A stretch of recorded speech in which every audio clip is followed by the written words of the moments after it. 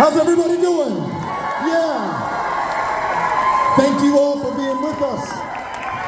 What a huge honor. What a huge honor to be with you, first and foremost. To be back here in a community that we love so much. To be introduced by Jaime Camille.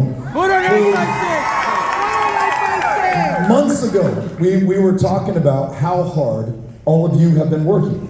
The number of doors that you've been knocking on, the number of phone calls that you've made, the effort that you're putting forth to make sure that we win this election. And Jaime said to me months ago, listen, if the people of the Rio Grande Valley keep this up, I will come down there to personally thank them. And true to his word, he did it. So Jaime, thank you. To Joaquin Castro, although he did not travel as far, still came a great distance to be with us today, and not just here tonight, but literally every early voting polling location that we could get to in Cameron County. This guy showed up. And whether there were 10 people or 100 people there, wanted to shake their hands, thank them for voting, encourage them to get their friends and family out to make sure that they would do the same. Not doing it for himself, not doing it for the Democratic Party, he was doing it for all of us in the state of Texas. This guy is a hero, great public servant. To Chairman Hinojosa from the Rio Grande Valley, who is leading our party's efforts across the state. Listen, he is not flooded with cash from the rest of the country or the Democratic National Committee. They're too busy chasing races in Ohio and Pennsylvania and Michigan, and it seems like everywhere else but Texas. But he brings the hard work ethic of the Rio Grande Valley to his job. He shows up in every single part of the state to make sure that everyone knows that Democrats are fighting for all of us. Mr. Chairman, thank you. To Morgan Lamantia, who I'm looking forward to working with when she is your state senator. Makes me so damn proud. Good job. Luis, looking forward to you working as our state representative. And Vicente, who has been there for so long, not just in an elected position, but in his capacity as a civic volunteer. Very concerned about the well-being of everyone here, whether he's in office or not, and now that he's in office, fighting for every single one of us. And listen, he's one of these members of Congress in Texas, probably uniquely, who is facing the greatest onslaught of dark money pouring into this community. Against that money is people. We are the people. We got to stand up and fight for this guy and return him to office. So thank you, Vicente. Listen, I want to acknowledge from the outset that my wife Amy and I are here, and we're here from the 915. But tonight we are puro 956, okay? You all make us feel at home. You always welcome us so warmly. And I feel it, and I gotta tell you, this may be the last time that I get a chance to be in this community as your candidate for governor. We have visited 10 separate times. And I'll tell you, I know how you feel because in El Paso, very hard to get to. The only big city in Texas in the mountain time zone. You have to take 2 flights if you can find them to get to our town. The people in power never show up for us unless it is to use us as a prop to scare people about the border. But just like you, we are one of the safest cities in America, not in spite, but because we are a city of immigrants. People who have chosen to come here make us stronger and safer and more successful than we would otherwise be.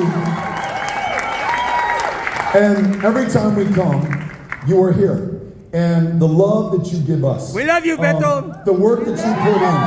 The dedication. We love you, baby. It's just amazing. And Amy visited the Democratic headquarters a little bit earlier today. And on the way over, we were talking about the enthusiasm of these young volunteers, not getting paid a dime, but who are out there in the 1,000% humidity today, knocking on doors, sweating through their shirts, their pants, their socks, their shoes as well, to make sure that they meet the voters who are going to decide the outcome of this election, making use of every hour of every day that is left to us. You all are so damn special to me and to us. And though this is the last time you'll see me as a candidate, I promise to make this the first stop once I become your governor, to make sure that we're showing up to the valley. We're going to do this. You all, you give us so much hope.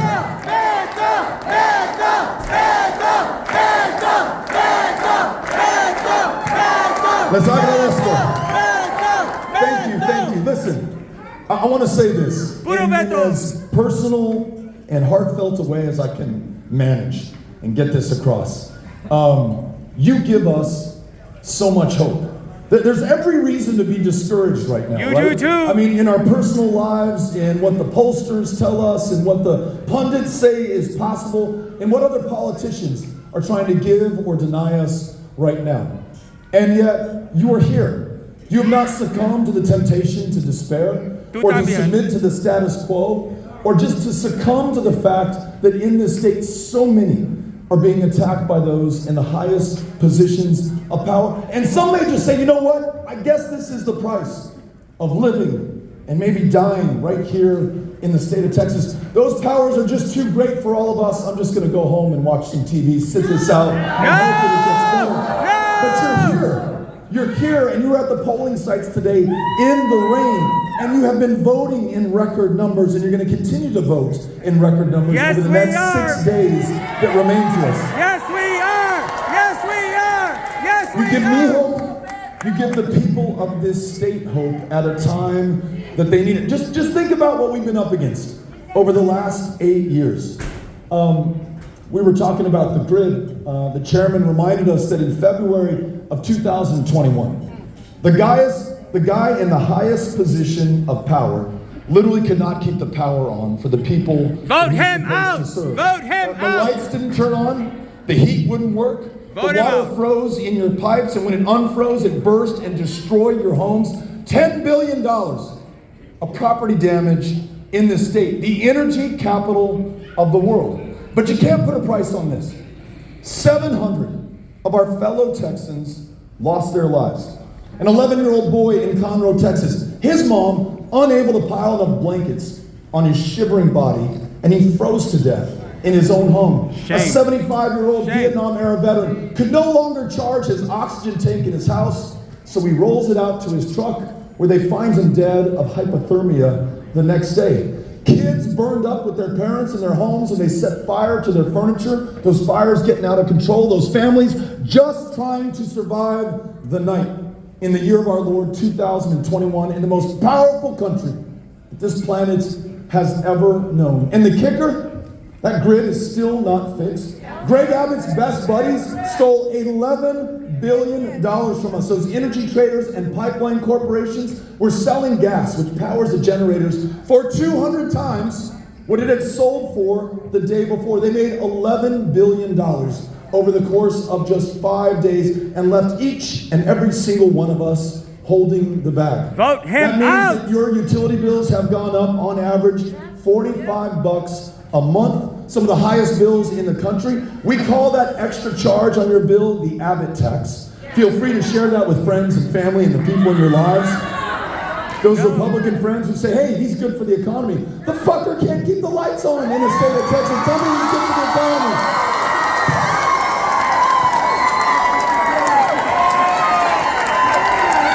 You are trying to survive the most extreme abortion ban in America. Begins at conception. There's no exception for rape. There's no exception for incest. Effectively and functionally, there's no exception for the life of the mother. And it's taking place at the epicenter, as Jaime said, of a maternal mortality crisis 3 times as deadly for black women in the state of Texas. That means that women are suffering and dying unnecessarily because that person in power does not see them as full human beings. Don't for a second think this is about life. If it were about life, you'd do something about the fact that it's been 23 weeks since those 19 kids were killed in that classroom in Uvalde, along with their 2 teachers. If it was about life, he'd fix Child Protective Services, the worst-run foster care program in America, where 100 kids have lost their lives. This is about control and power over the bodies of women in the state of Texas, right? And on that issue of gun violence, we now lead the nation in the number of school shootings right here in the state of Texas.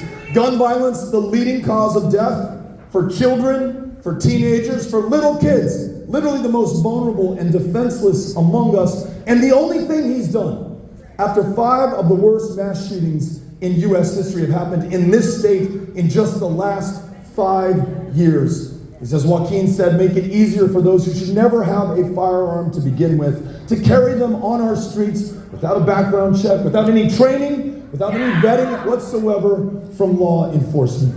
And then there's this, those educators, you, those counselors, those teachers, those librarians, those support staff, the school bus driver, the cafeteria worker, those who make sure that our kids can come through after, as Chairman Hinojosa said, 2 years of trauma that none of us who are adults can even imagine. 100,000 Texans lost their lives. That means many of these kids lost their grandmother or their grandfather. That means many of these kids' parents lost their jobs. That means some of their families lost their homes, and they're bouncing from one couch to another, and that teacher in front of them in the classroom is literally the one person keeping them alive right now, right? But she is so underpaid here in the Rio Grande Valley that she's working a second or a third job to make ends meet. She's having to perform that high-stakes, high-pressure, standardized test that in no way effectively measures the potential of that kid or the effort that she's expending on her behalf. And though she's not making enough to live on just one job, out of her own pocket, you better believe,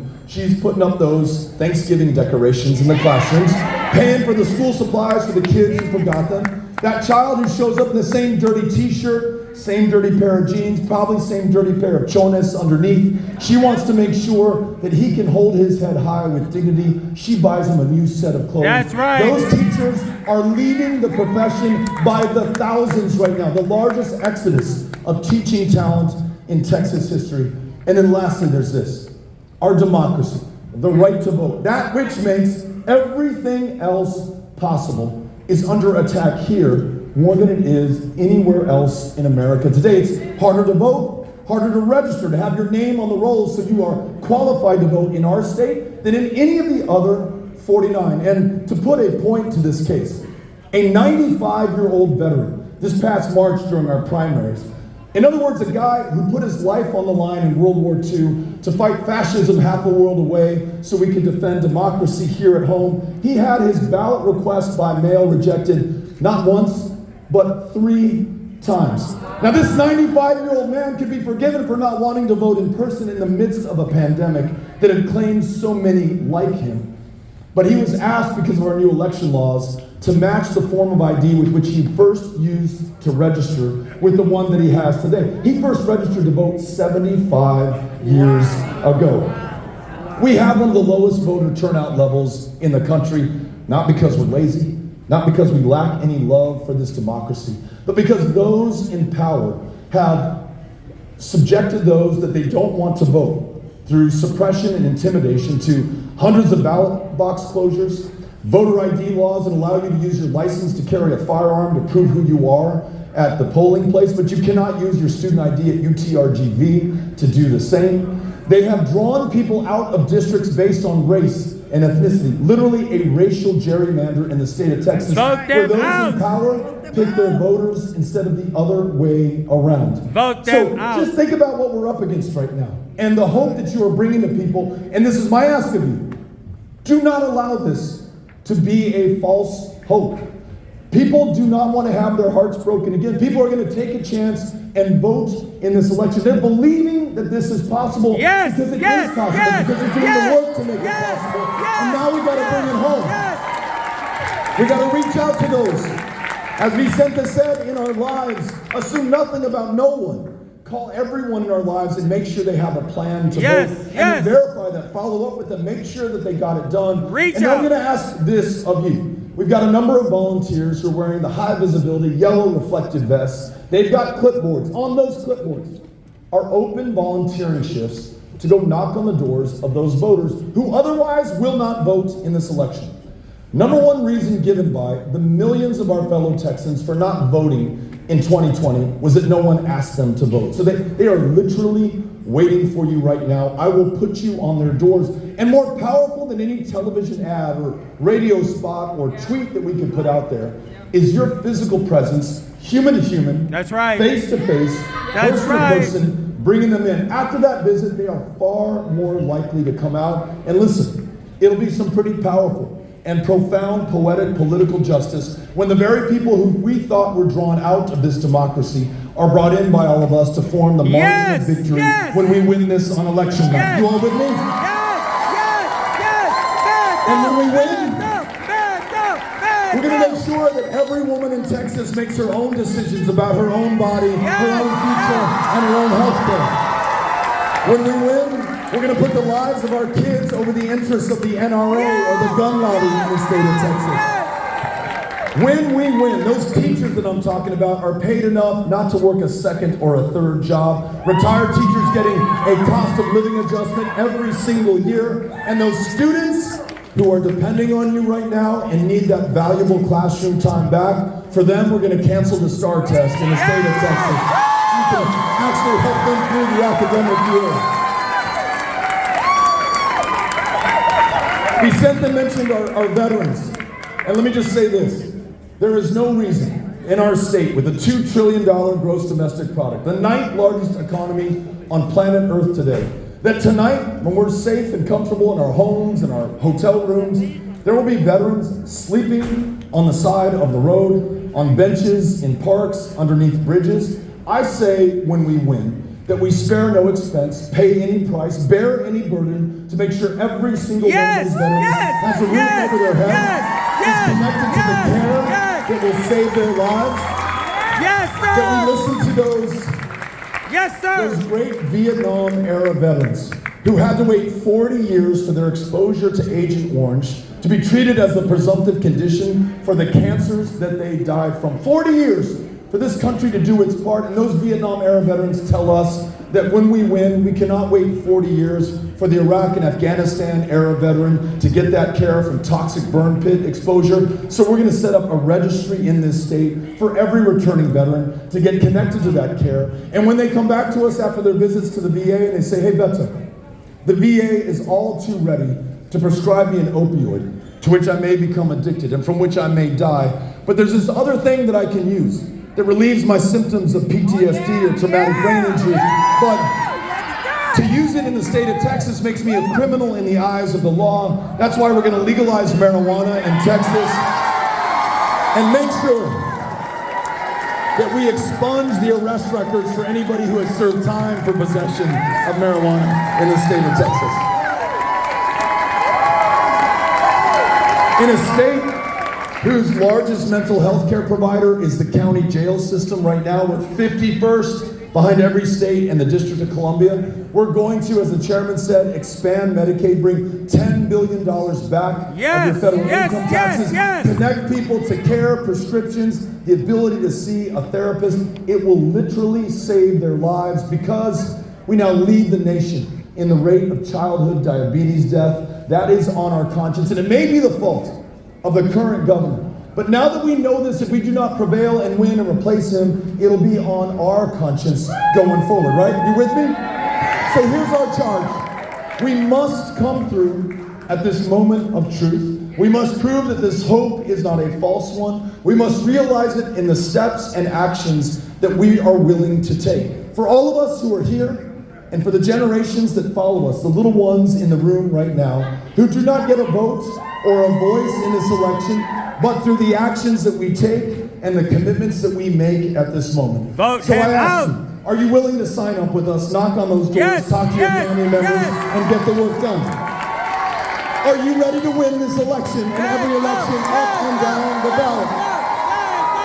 Are we gonna win this election, every election up and down the ballot? Well, let's get after it, RGV. Let's go. Thank you for having us out. Thank you to our guests who are here today. Let's have a great time tonight. Thank you.